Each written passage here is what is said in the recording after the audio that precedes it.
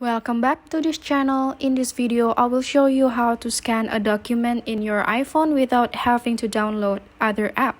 For this, we are going to use this Notes app. So what we have to do is click and hold on the Notes icon. Right. Click and hold, and then choose Scan Document.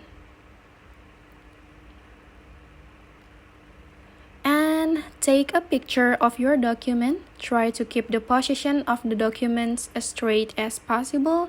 And if the position of the document is correct, the scanner will automatically capture it. Then you can scan for other pages in the document, or you can edit the corner of the scan that you did earlier, like this.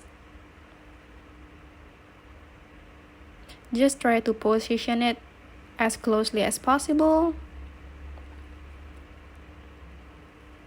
Then you click done. Click done over here. Then you can continue scanning, or you can save the document. And then you can share this scanned documents to your friends by clicking here. And then choose to share it to WhatsApp, or airdrop it, or Gmail it. But if you want to send it in PDF format, you will have to click on the document first, like this, and then click on this, and it will change to PDF document, and you can airdrop it, or you can send it via WhatsApp.